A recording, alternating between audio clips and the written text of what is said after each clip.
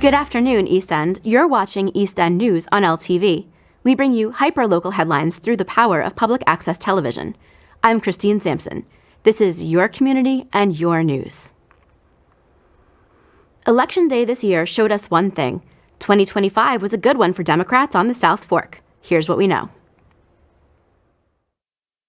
At least 76% of Democratic candidates won office on Election Day across the East End. Perhaps it had something to do with President Trump's plummeting approval ratings, or maybe it was party line support in full swing. Either way, East Hampton and Southampton voters in particular turned out to support Democratic candidates in almost every office this year. Voters supported Michael Hansen in the town clerk race. For Town Board, Ian Calder-Piedmont and Kate Rogers retained their seats. Calder-Piedmont received about 35% of the vote and Rogers 30%. Kathy Burke-Gonzalez was re-elected as East Hampton Town Supervisor after running unopposed. However, she's already looking ahead to next year's election when she'll have to run again due to changes in New York State election law. I need all of you to help me get across the finish line come 2026. Save the lawn signs. Yes, we are saving the lawn signs. And I want everyone to know that our campaign is going to be motivated by the power of love. Love for our neighbors, love for our fragile environment, and love for our storied history here. And it won't be motivated by the love of power. Stephen Tukulski, who ran unopposed, will serve another term as East Hampton Town Justice. Stephen Lynch ran unopposed and cross-endorsed to retain his seat as Highway Superintendent, as did Tax Assessor Eugene DePasquale. All 4 Democratic town trustees won re-election. David Cataletto, Celia Josephson, John Aldred, and Tim Garneau will all serve another term. Over in Southampton Town, a Democratic newcomer, Tom Neely, won a town board seat for the first time. Incumbent town councilwoman Cindy McNamara was re-elected and was one of only a handful of Republican candidates to win election on Tuesday across the East End. Among the other successful Republicans was Southampton Town Clerk Sunday Schermeyer, who will serve another term. Supervisor Maria Moore, a Democrat, was unopposed and retained her seat. The Southampton Town Trustee Board is also now all blue. Joseph McLaughlin, Sarah Topping, Hannah Pell O'Farrell, Jimmy Mack, and Matthew Parsons are your Southampton Town trustees. The East End now has not one but 2 Democratic county legislators. Greg Jurowski ousted the Republican incumbent Catherine Stark in Legislative District 1. Ann Welker in Legislative District 2 retained her seat and will serve a second term. Here's what Welker had to say. When I was first elected, I went to a conference. It was for women in elected office. And at that conference, a phrase was spoken that I feel it has been sort of my guiding star almost as I've moved forward. And it is that women govern in a bipartisan, responsible way. And I really took that to heart, and I think that has really helped me. And people have seen that I just try and do the right thing for this beautiful place where we live, where sky meets shore meets soil.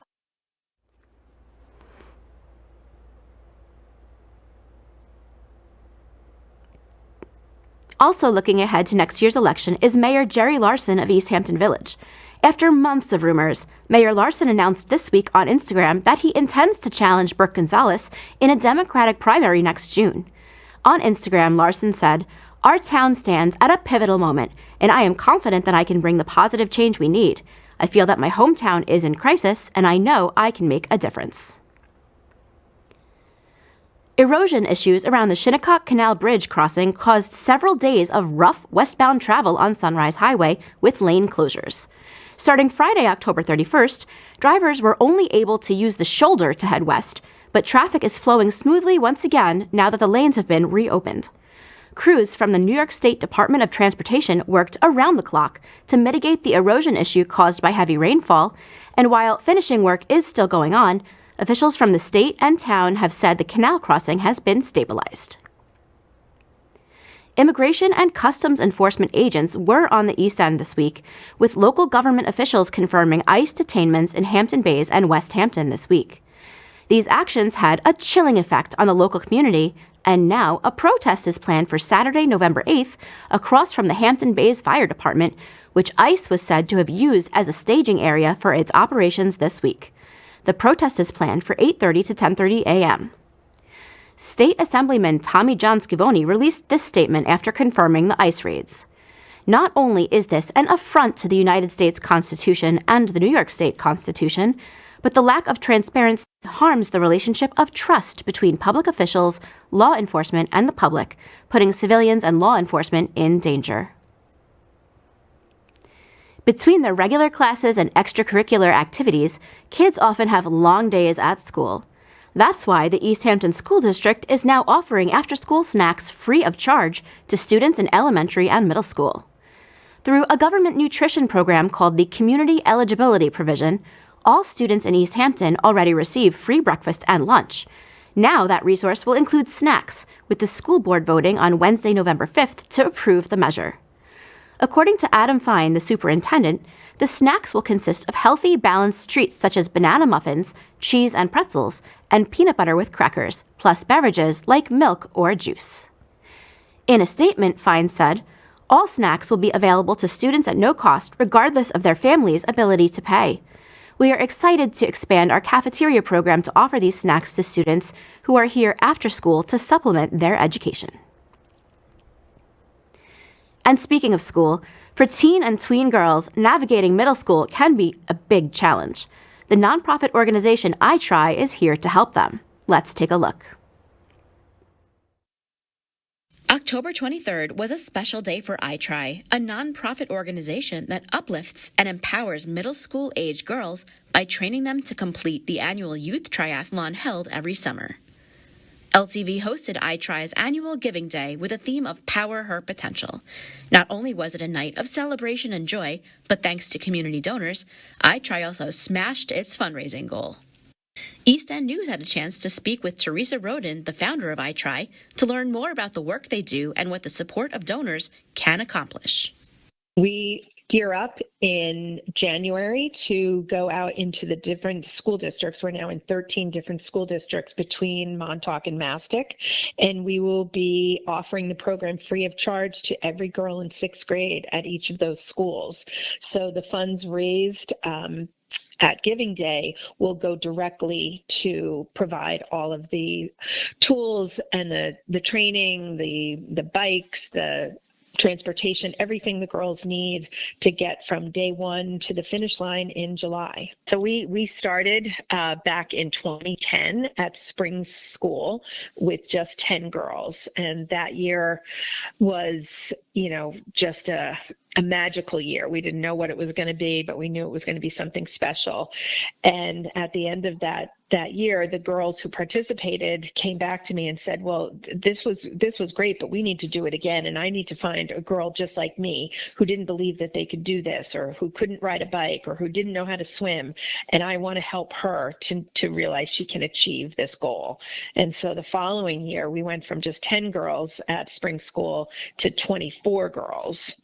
The following year, we ran a program at Springs and Montauk schools, and we've just been growing ever since. And we've had more than 1,600 girls on the East End do the program, and we serve about 200 girls a year. As we were thinking about all the people in our community that do power the potential, not only of our participants, but our community, we came up with the idea of what if we honored some of the Wonder Women in our community. So we, through our social media and emails, we reached out and we asked for nominations, and people were just so receptive and nominated. I think we had probably 30 or so nominees.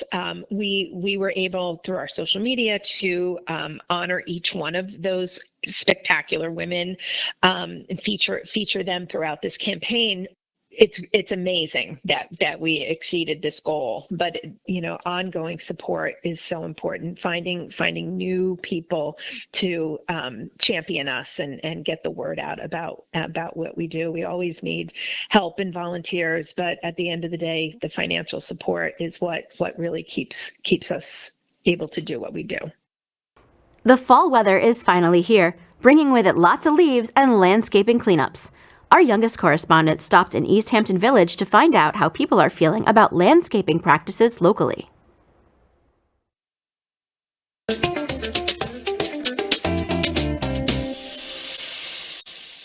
Hello, I'm Ollie, and this is Ollie Asks. It's the time of year again when leaves start to make a bit of a mess. Let's see what people of East Hampton have to say about local landscaping. Hello, I'm here with... Marty Porter? And... Susie Porter. So, how do you think landscaping could be done more environmentally friendly? It's just a matter of using local vegetation, thinking about the water, thinking about, just taking care of our neighborhoods. And do you have an opinion? Yes, I do. And to use more organic pesticides or items that are more environmentally friendly. And the big question for us, are we doing that? Probably not well enough. Thank you. All right. Hello, I'm here with... Madison. So, Madison, do you think landscaping can be done more environmentally friendly? Yes, of course. I feel like everything in life can be done more environmentally friendly. Thank you. You're welcome. Thank you. Hello, I'm here with... Daryl Heslop. And... Cameron Heslop. So, do you think landscaping can be done more environmentally friendly? I would think so. I mean, I'm not an expert in landscaping, but I'm sure there are some modern approaches you could take to make it more environmentally friendly. And you? I second that, honestly, just based on like fossil fuels and developing better architecture, so yes. Thank you. Hello, I'm here with... Paul Vogel. So, Paul, how do you think landscaping can be done more environmentally friendly? Well, they can use local plants, and they can also consider plants that are helping some species that are in danger, like monarch butterflies. Yeah. They eat a certain plant, a milkweed, and they're quite nice, and I think they should be planted in more spaces because God knows they need it. Thank you. Okay. Hello, I'm here with... Geffen. And... Leela. And... Kate. So, do you think landscaping can be done more environmentally friendly? Do you want to take this? I can start. I think so. I think also really understanding the place where you are environmentally and ecologically helps to make landscaping an environmental process wherever it's happening. Project again? Yes, I think we can think about the processes that we're using and also how excavating and things has to be balanced by restoring parts of it. So having a take and put back kind of thing. Yeah, reciprocal. Yeah. And you? Well, I don't have so much to add. I think also sort of like Leela said, like, working with the environment you're in and not trying to necessarily manipulate it in ways that aren't natural to the environment. Thank you. Thank you. Hello, I'm here with... Paul Forsman. So, Paul, do you think landscaping can be done more environmentally friendly? Well, absolutely, but it depends on what context you're talking about, like depending which landscapers you're talking about. Some are already mindful and some are not. So, but of course, I think there's room for improvement all over, yes. Thank you. All right. This has been Ollie Asks. I've concluded that landscaping can change for the better, but we all have to take our responsibilities. I'm Ollie. See you next time. When Hurricane Melissa struck Jamaica, it hit hard. And even though the island nation is hundreds of miles away from Montauk, there's a deep connection between the two. Many Jamaicans come here every summer to work in our community and help support the vibrant seasonal economy. That's why the Montauk Chamber of Commerce is hosting a fundraiser via the GoFundMe platform. The goal is to raise at least $16,000, and a Friday afternoon, the campaign had already achieved around 75% of that goal. Here's what the Chamber of Commerce had to say about relief efforts in Jamaica. They're not just our valued team members here, they are our neighbors, family, and the heartbeat of our community. We're launching this campaign so that you, our visitors, local patrons, and business owners can stand with us in solidarity. 100% of every dollar will go to food supplies and barrels shipped directly to Jamaica, distributed by the very workers who serve our town. When we all give, the real people get help. The donation link will be shared on our Instagram page for anyone who'd like to help the Chamber of Commerce support Jamaica. East Hampton Town is another step closer to making a new community housing development on Route 114 a reality. The town announced this week that it has received funding from New York State through a program called Long Island Housing Forward. The specific sum has not been disclosed, but town officials said it is a piece of an overall $10 million allotment from the state. The money will support what's known as pre-development work, such as studies to evaluate income levels, housing demand, local market conditions and traffic impacts, architectural and engineering support, environmental reviews, consultant fees, and much more.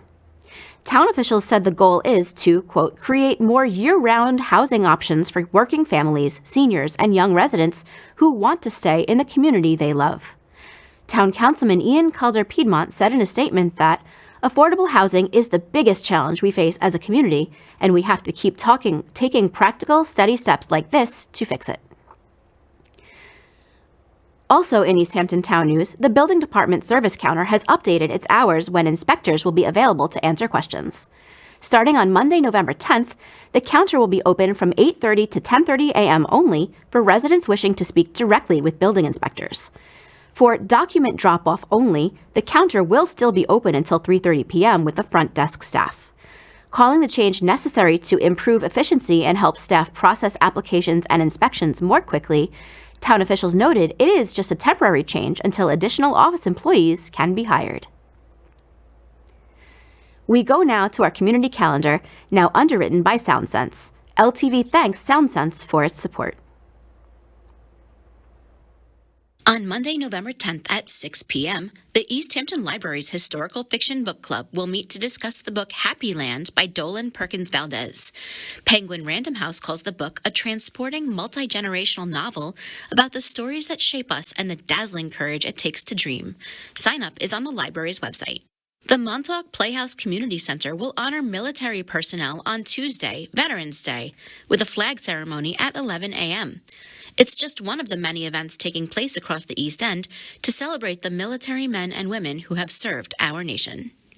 At Bay Street Theater in Sag Harbor, a 2-week run of the play Fahrenheit 451, adapted from the novel by Ray Bradbury and directed by Stephen Hamilton, begins on Thursday, November 13th. Starring actors from both New York City and the East End, it's a tale that challenges us to think. Tickets are at baystreet.org. The East Hampton Historical Society is offering an educational program about the whales and other mammals in the Atlantic marine ecosystem on Friday, November 14th at the East Hampton Town Marine Museum in Amagansett. Details can be found online at easthamptonhistory.org. And finally, an all-Beethoven program is up next for the Bridgehampton Chamber Music Festival on Saturday, November 15th at 5 p.m. Backed by popular demand, Gilles Vincentiel explores classic piano sonatas by the legendary composer. Tickets can be found at bcmf.org. Before we end our show today, there are some special members of the Southampton Town community who deserve a meaningful shout-out for the life-saving work they've done. Suffolk County officials honored 21 first responders who have used CPR to save lives over the past 12 months, including these members of the Hampton Bays, Southampton, and Westhampton volunteer ambulance companies. At a ceremony last week, County Legislator Ann Welker said, quote, "We are so proud of the daily efforts of all of our EMTs, paramedics, dispatchers, and other emergency responders. We owe each and every one of you a tremendous debt of gratitude for your dedication and heroism." Thanks for watching this week's episode of East End News on LTV, delivering the news you need through the power of public access television. I'm Christine Sampson. We'll see you next week.